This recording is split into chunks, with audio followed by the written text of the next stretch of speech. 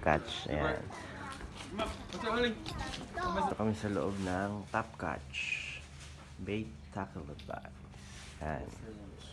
Di ba malakaning? Okay lang to? Yung pabigat. Ito yung mga ano nila. Lure. Tsaka mga rod. Okuma. Ayan. Shimano.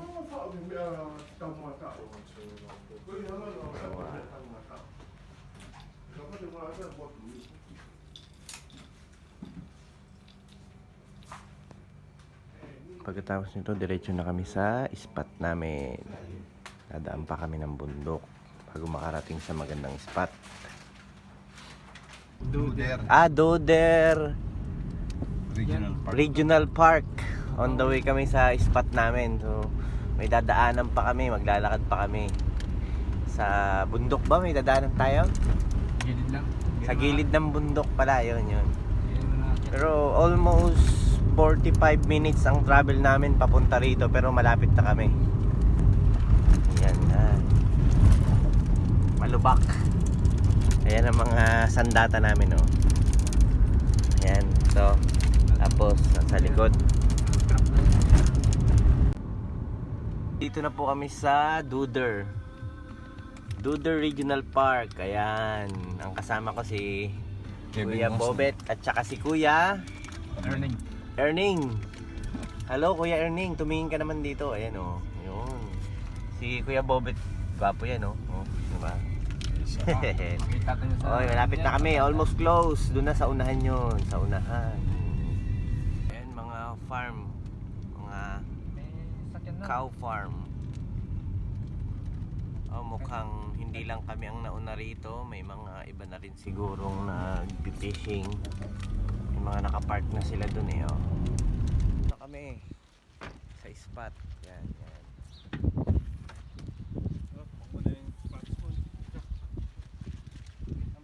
Sapatos ko. Dito, yan, mga ano yan, mga baka ang nakalagay dyan, mga cow farm. Ito yung park nila. Malawak ang park nila dito. Konti lang rin ang namamasyal. Masyado malaki na ito. Namamasyal. CR muna tayo. Grabe, lakas ng hangin, malamig. CR siya. Ito, nagre-ready na sila kasi medyo mabato at saka matutulis ang mga ano dun, talaba. Mananalaba muna kami kapag low tide. Tapos pag high tide naman, saka kami babanat ng fishing. Entrance. Ngayon, ilalak ko siya. Dapat nakalak. Pasok.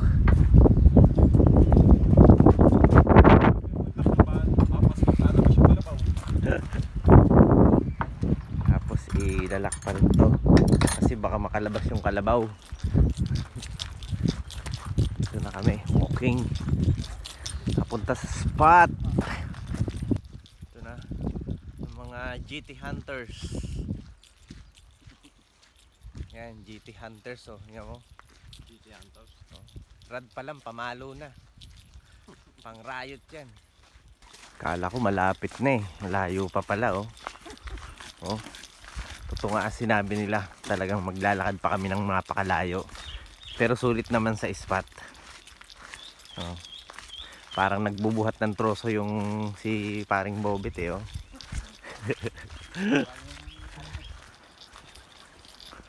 Almost close na kami sa dagat. Ito yung daanan, gilid ng bundok.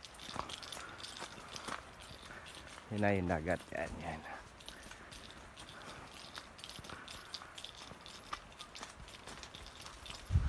Dito na. Konti na lang, magbakbaka na.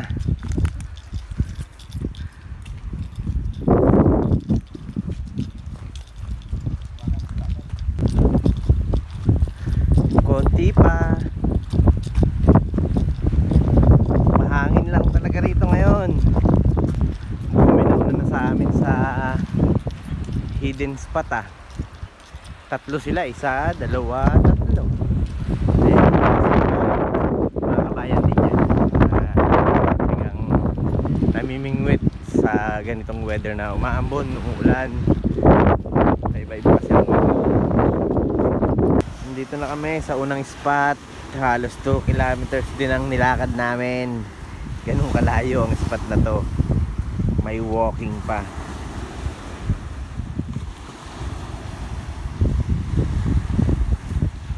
Hello, andito tayo sa spot. Masyadong malayo pero sulit naman, kaso nga lang yung sulit hindi eh. Masyadong maalon. Kaya medyo nahihirapan kaming makahuli. Tapos sobrang labo ng tubig. Pero malay natin baka makachamba kahit papano. Or else meron naman kaming pang uwi. Mga ganitong shell. Yan, nakain to eh. Lumalaki pa to ng kasing laki ng kamay ko, pero eto pwede na rin to. May uwi lang. Wala, sobrang lakas ng hangin. Wala pa rin paparamdam na isda. Dun kami kanina nang galing. Dun sa dulo na yun, sobrang lakas ng hangin, pati kami tinatangay. Lumipat kami dito, baka meron, baka maka chamba mag-uwi.